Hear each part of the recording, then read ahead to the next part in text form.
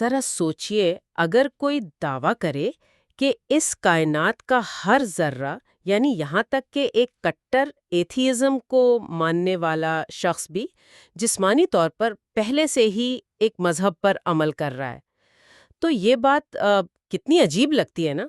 ہاں، یہ واقعی شروع میں تھوڑا عجیب لگتا ہے، لیکن یہی تو آج کے اس مطالعے کا اصل مزہ ہے۔ بالکل۔ اور آج کے اس گہرے جائزے میں ہم سید ابو لالا مودودی کی مشہور کتاب رسالہ دینیت، جسے انگریزی میں ٹوورڈز انڈرسٹینڈنگ اسلام کہتے ہیں، اس کے حوالے سے بات کر رہے ہیں۔ اور مقصد کسی عقیدے کی تبلیغ نہیں ہے۔ صحیح، بلکہ اس منطقی ڈھانچے کو سمجھنا ہے جو کتاب پیش کرتی ہے، جہاں مذہب کو صرف رسومات کے بجائے گریوٹی اور فزکس کے قوانین کے ساتھ جوڑ دیا گیا ہے۔ اور اس کتاب کی سب سے الگ بات یہی ہے کہ یہ اندھا اعتماد نہیں مانگتی، یہ بکھری ہوئی معلومات کو جوڑ کر ایک مکمل فریم ورک بناتی ہے۔ یعنی شروعات وہاں سے ہوتی ہے جہاں ایک سائنسداں سوچتا ہے، یعنی کائنات کے طبعی قوانین سے، جنہیں ہم فزیکل لاز کہتے ہیں۔ ایگزیکٹلی۔ کتاب میں لفظ اسلام کا لغوی اور بنیادی مطلب بتایا گیا ہے، یعنی اطاعت اور فرمانبرداری، کسی قانون کے سامنے اپنا سر تسلیم خم کرنا۔ تو اس حوالے سے تو پھر ہر چیز ہی ایک قانون کو فالو کر رہی ہے، جیسے ایک الیکٹران اپنی آربٹ سے باہر نہیں نکلتا، یا زمین سورج کے گرد اپنا چکر نہیں توڑتی۔ ہاں، اور گریوٹی اپنا اثر نہیں چھوڑتی۔ یہاں سب سے دلچسپ بات یہ ہے کہ کتاب کا آرگیومنٹ یہ ہے کہ چونکہ یہ پوری کائنات ایک طے شدہ قانون کی اطاعت کر رہی ہے، اس لیے لغوی اعتبار سے یہ کائنات مسلم ہے۔ او واو، یعنی فزیکلی سب مسلم ہیں۔ بالکل، یہاں تک کہ وہ انسان جو ذہنی طور پر خدا کے وجود سے انکار بھی کرتا ہے نا، جب اس کا میدا کھانا ہضم کرتا ہے یا جب آنکھ کی پتلی روشنی میں سکڑتی ہے تو وہ انہی طبعی قوانین کا پابند ہوتا ہے۔ جسمانی سطح پر وہ اپنے بائیولوجیکل کوڈ سے بغاوت کر ہی نہیں سکتا۔ چلیں اس بات کی تھوڑی اور تہ میں جاتے ہیں۔ اگر گریوٹی کی طرح ہر چیز پہلے سے ہی ایک قانون کی پابند ہے، سب کچھ آٹومیٹک چل رہا ہے، تو پھر انسان کا اصل کردار کہاں گیا؟ یہ بہت اچھا سوال ہے۔ یعنی اگر سب کچھ ایک ہارڈ کوڈڈ سافٹ ویئر کی طرح ہے، تو انسان کی آزادی اور اس کے انتخاب کا کیا مطلب رہ جاتا ہے؟ یہی وہ پوائنٹ ہے جہاں کتاب انسان کی حیثیت کو باقی کائنات سے بالکل الگ کرتی ہے۔ انسان کی زندگی کے دراصل دو دائرے ہیں۔ ایک دائرہ وہ ہے جہاں وہ طبعی قوانین کا مکمل پابند ہے، جیسے پیدائش، بھوک، نیند یا بیماری۔ ہاں بالکل، وہاں وہ مجبور ہے۔ لیکن ایک دوسرا دائرہ بھی ہے جہاں اسے آزادی انتخاب دی گئی ہے، یعنی فری ول۔ وہ سوچنے، سمجھنے، بولنے اور اپنا راستہ خود چننے میں آزاد ہے۔ اچھا، تو ایک حصہ آٹو پائلٹ پر ہے اور دوسرے حصے کا سٹیئرنگ ویل انسان کے اپنے ہاتھ میں ہے۔ میں صحیح سمجھی؟ صحیح سمجھی آپ۔ کتاب کا نقطہ نظر یہ ہے کہ جب انسان اس آزادی والے دائرے میں اپنی مرضی سے اس اتھارٹی کو تسلیم کر لیتا ہے جس کی وہ پہلے دائرے میں غیر ارادی طور پر اطاعت کر رہا تھا، تب جا کر اس کا اسلام مکمل ہوتا ہے۔ یعنی وہ اپنی فری ول کو فزیکل لاز کے ساتھ الائن کر لیتا ہے۔ یہ تو ایک ایسی ہارمنی ہوئی جس میں جسم اور روح ایک ہی ٹریک پر آ جاتے ہیں۔ ایگزیکٹلی۔ سورس مٹیریل میں اس کا جو میکانزم بیان کیا گیا ہے وہ تھوڑا مختلف ہے۔ ہاں، کیونکہ لفظ گفر کا روٹ ورڈ کفارہ ہے، جس کا لغوی مطلب ہے چھپانا یا پردہ ڈالنا۔ اچھا۔ کتاب کہتی ہے کہ کائنات کا ہر ذرہ پکار کر کہہ رہا ہے کہ اس پرفیکٹ ڈیزائن کا کوئی نہ کوئی ڈیزائنر ضرور ہے، لیکن جب انسان اپنی عقل پر پردے ڈال لیتا ہے اور سچائی کو چھپاتا ہے تو وہ کفر کرتا ہے۔ اور اسے کتاب میں صرف ایک غلطی نہیں بلکہ سب سے بڑا ظلم اور بغاوت کہا گیا ہے۔ مجھے اس لاجک نے واقعی سوچنے پر مجبور کیا کہ اسے ریبیلین کیوں کہا گیا ہے۔ اس کی وجہ یہ ہے کہ انسان بغاوت کرنے کے لیے بھی جو طاقت استعمال کرتا ہے نا، وہ اسی فطرت کی دی ہوئی ہے۔ یعنی اگر کوئی خدا کا انکار کر رہا ہے تو انکار کرنے کے لیے اس کا دماغ جو انرجی استعمال کر رہا ہے یا زبان جو لفظ ادا کر رہی ہے، وہ سب انہی فزیکل لاز کے محتاج ہیں۔ یعنی انسان اپنی فری ول کا غلط استعمال کرتے ہوئے انہی طاقتوں کو فطرت کے خلاف استعمال کرتا ہے۔ یعنی یہ اپنے ہی وجود کے خلاف ایک سول وار شروع کرنے والی بات ہوئی۔ یہ بہت ڈیپ ہے۔ بالکل۔ ٹھیک ہے، اب اس کو ایک پریکٹیکل لیول پر دیکھتے ہیں۔ اگر ایک انسان سچائی کو تلاش کرنا چاہتا ہے تو اسے راستہ کیسے معلوم ہوگا؟ یہاں بات نبوت اور انسانی رہنمائی پر آتی ہے۔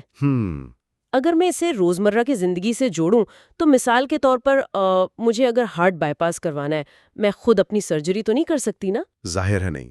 میں ایک سرجن ڈھونڈتی ہوں اور اس کی ڈگری، اس کے تجربے پر اعتماد کرتے ہوئے سرجری کروا لیتی ہوں۔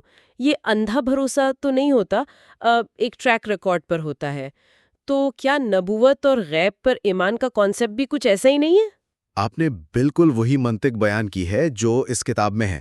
غیب پر ایمان لانے کا مطلب اندھیرے میں تیر چلانا نہیں ہے، بلکہ یہ اس شخص کی ایکسپرٹائز پر اعتماد کرنے کا نام ہے جو حقیقت کا علم رکھتا ہے۔ یعنی یہ معلومات حاصل کرنے کا ایک ریشنل طریقہ ہے۔ ہاں بالکل، کتاب دلیل دیتی ہے کہ جس طرح سائنس یا آرٹ میں ایکسٹراڈنری ذہن والے لوگ پیدا ہوتے ہیں جنہیں ہم جینیز کہتے ہیں، اسی طرح روحانیت کے میدان میں بھی خدا خاص لوگوں کو چنتا ہے جنہیں پیغمبر کہا جاتا ہے۔ اور ان کا کردار ہی ان کی ڈگری ہوتا ہے، رائٹ؟ ایگزیکٹ۔ ان کا ٹریک ریکارڈ اس بات کی گارنٹی ہوتی ہے کہ وہ اس ریالٹی کے بارے میں جو ہماری آنکھوں سے اوجھل ہے بالکل ٹھیک بتا رہے ہیں۔ اور اس پوائنٹ کو ثابت کرنے کے لیے کتاب میں پیغمبر اسلام کی زندگی کو ایک مکمل کیس سٹڈی کے طور پر رکھا گیا ہے۔ جو چیز سب سے زیادہ ہائی لائٹ کی گئی ہے وہ ان کی زندگی کے پہلے 40 سال کا کانٹراسٹ ہے۔ ایک شخص جو 40 سال تک بالکل خاموش زندگی گزارتا ہے، نہ کوئی تقریر، نہ کوئی فلسفہ، اور پھر اچانک وہ ایک ایسا پیغام پیش کرتے ہیں جو صدیوں سے چلی آ رہی ان کی اپنی قوم کی رسومات سے بالکل مختلف ہے۔ وہ پیغام پورے عرب کے لڑتے ہوئے قبائل کو ایک قوم اور ایک تہذیب میں متحد کر دیتا ہے۔ تو کتاب کا آرگومنٹ یہاں یہ ہے کہ یہ اچانک انقلاب کسی نارمل ہیومن بیہیویئر کا نتیجہ نہیں ہو سکتا۔ جی بالکل، اگر یہ ان کا اپنا بنایا ہوا پیغام ہوتا تو ان کے پچھلے 40 سال کی زندگی میں اس کی کوئی نہ کوئی جھلک ضرور ملتی۔ کوئی انسان اوور نائٹ اتنا بڑا فلسفر تو نہیں بن جاتا نا۔ صحیح بات ہے، اور ان کا اپنی ہی قوم کی دشمنی مول لینا بغیر کسی ذاتی مفاد کے، یہ اس بات کی دلیل پیش کرتا ہے کہ یہ الہام انہیں خدا کی طرف سے ملا تھا۔ بالکل، ان کا پرفیکٹ کردار اور قربانیاں ان کے پیغام کی سچائی کا سب سے بڑا ثبوت ہے۔ اچھا، تو اب اس سب کا اصل مطلب کیا نکلتا ہے؟ انہوں نے جو پیغام دیا اس کی بنیاد توحید تھی۔ عام طور پر توحید سن کر لگتا ہے جیسے میتھمیٹکس کی بات ہو رہی ہو کہ خدا 2 یا 3 نہیں بلکہ ایک ہے۔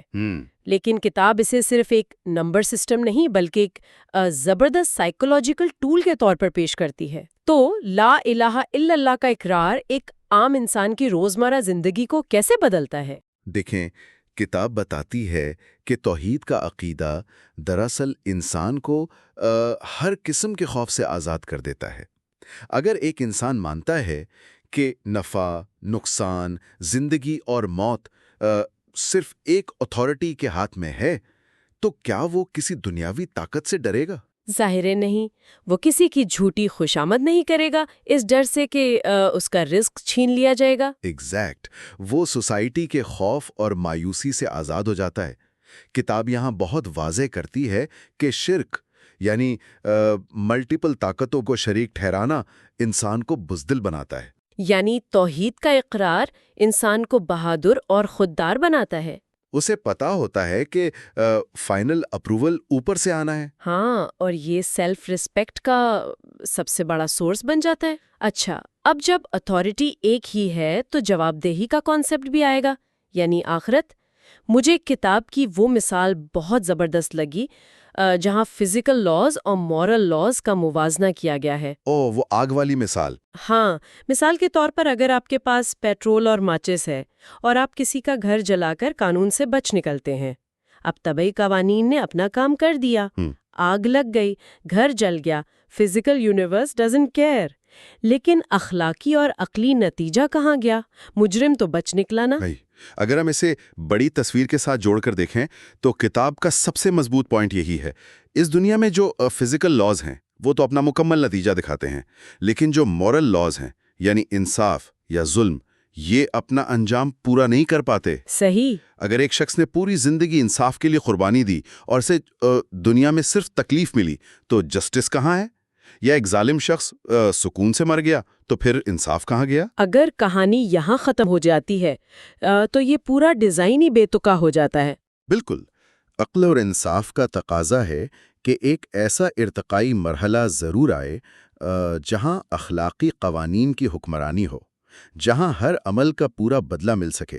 یہی آخرت کا عقلی جواز ہے۔ صحیح بات ہے، آخرت کا ڈر اور لاجک اپنی جگہ ٹھیک ہے، لیکن مسئلہ یہ ہے کہ پریکٹیکل لائف میں انسان بھول جاتا ہے۔ صبح اٹھ کر دفتر جانا ہے، مسائل ہیں، تو میموری لاس ہو جاتا ہے۔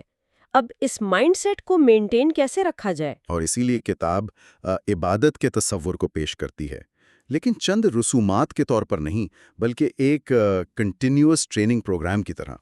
جیسے ایک فوجی کی ڈیلی ٹریننگ ہوتی ہے؟ ہاں بالکل، جیسے نماز، دن میں 5 بار اپنے مصروف کاموں کو چھوڑ کر اپنے عقیدے کو ریفریش کرنا کہ الٹیمیٹ اتھارٹی کون ہے، اسی طرح روزہ امپلس کنٹرول کی ٹریننگ ہے، تاکہ انسان اپنی خواہشات پر قابو پا سکے۔ صحیح۔ اور زکوٰۃ اس دولت کی محبت کو کاٹتی ہے جو خود غرضی کی طرف لے جاتی ہے۔ یہ سب مل کر انسان کو ایتھیکل فنکشن کرنا سکھاتے ہیں۔ اچھا، عبادت کے بعد ایک بہت واضح فرق بتایا گیا ہے دین اور شریعہ کے درمیان۔ ہم عام طور پر انہیں مکس کر دیتے ہیں۔ یہ ایک بہت ضروری پوائنٹ ہے۔ دین ان بنیادی عقائد کا نام ہے جو ہمیشہ سے ہر پیغمبر کے سیم رہے ہیں، یعنی توحید اور آخرت۔ لیکن شریعہ وہ ڈیٹیلڈ قوانین ہیں جو وقت اور حالات کے مطابق بدلتے رہے ہیں۔ یہاں ایک مسئلہ ہے۔ اکثر مذاہب میں روحانیت کے لیے دنیا چھوڑنے یا جسم کو اذیت دینے کی ترغیب دی جاتی ہے۔ اگر شریعہ اتنی اسٹرکٹ ہے تو کیا وہ بھی دنیا سے کنارہ کشی سکھاتا ہے؟ نہیں، شریعہ میں رہبانیت یا دنیا چھوڑنے کی سخت مخالفت کی گئی ہے۔ کتاب شریعہ کو 4 حقوق میں تقسیم کرتی ہے: خدا کے حقوق، اپنے نفس کے حقوق، دوسرے انسانوں کے حقوق اور تمام مخلوقات کے حقوق۔ اچھا، یعنی چاروں کو بیلنس کرنا ہے۔ بالکل۔ آپ کے اپنے جسم کا آپ پر حق ہے، اچھا کھانا، اچھا لباس پہننا اور فیملی لائف گزارنا شریعہ کا حصہ ہے۔ یہاں تک کہ اگر کوئی عبادت کے جوش میں نیند پوری نہیں کرتا تو شریعہ اسے ناپسند کرتی ہے۔ تو مقصد ڈیزائرز کو مارنا نہیں بلکہ انہیں ریگولیٹ کرنا ہے۔ لیکن ان حقوق میں جب کلیش آتا ہے، مثال کے طور پر انڈیویجول ورسز سوسائٹی کا مسئلہ، تو وہاں کیا ہوتا ہے؟ وہاں شریعہ ایک الگوریدم کی طرح کام کرتی ہے۔ مثال کے طور پر پراپرٹی، آپ کو پورا حق ہے کہ آپ محنت کریں اور دولت کمائیں، یہ انڈیویجول رائٹ ہے۔ لیکن ہوڈنگ اور سود کو حرام قرار دیا گیا ہے، یہ سوسائٹی کا رائٹ ہے۔ یعنی کیپٹلزم کا فائدہ لے لیا اور نقصان بلاک کر دیا۔ اور مجھے حیرت ہوئی کہ اس میں جانوروں اور درختوں تک کے حقوق شامل ہیں۔ بلا وجہ کسی درخت کو کاٹنا منع ہے، کیونکہ شریعہ منیمم ہارم اور میکسیمم بینیفٹ کے اصول پر چلتی ہے۔ چلیں اب ہم اس تفصیلی جائزے کو سمیٹنے کی کوشش کرتے ہیں۔ اس کتاب نے کائنات کے فزیکل لاز سے بات شروع کی، پھر انسان کی فری ول، نبوت کی لاجک اور آخرت کے جسٹس سسٹم کو بیان کیا۔ یہ ایک انتہائی کلیئر لاجیکل فریم ورک فراہم کرتی ہے۔ اور سب سے بڑا ٹیک اوے یہ ہے کہ علم اور عمل کو الگ نہیں کیا جا سکتا، یہ پیورلی اپلائیڈ سسٹم ہے۔ صحیح۔ یہاں آ کر میں اس گہرے مطالعے کو ایک آخری اور تھوڑی ہٹ کر بات کے ساتھ ختم کرنا چاہوں گی۔ جب میں اس کے فٹ نوٹس پڑھ رہی تھی نا، تو وہاں رابرٹ بریفالٹ اور برٹرن رسل جیسے مفکرین کا ذکر تھا۔ اچھا۔ بتایا گیا تھا کہ جب یورپ ڈارک ایجز میں تھا، تب اسی اسلامی تہذیب اور کائنات پر غور و فکر کی دعوت نے وہاں سائنٹیفک میتھڈ کے بنیاد رکھی۔ واقعی یہ بہت ڈیپلی کنیکٹڈ ہے۔ ہاں، ذرا سوچئے، سننے والوں کے لیے بھی یہ ایک پوائنٹ ہے۔ آج جسے ہم سائنٹیفک میتھڈ کہتے ہیں، کیا اس کی بنیاد وہی کانسیپٹ نہیں ہے جس سے ہم نے آج بات شروع کی تھی؟ یعنی یہ ماننا کہ کائنات مسلم ہے، قوانین کے تحت چل رہی ہے۔ اگر کائنات لا ابائیڈنگ نہ ہوتی تو کوئی فزیکل لاز ڈھونڈنے نکلتا ہی کیوں؟ Exact point. خالق کے قوانین کو ڈھونڈنا ہی ماڈرن سائنس کی بنیاد بنی۔ بالکل، اسی گہری سوچ کے ساتھ ہمارا آج کا یہ سفر اپنے اختتام کو پہنچتا ہے۔ اگلی بار نئے سورسز اور نئی گفتگو کے ساتھ پھر ملیں گے۔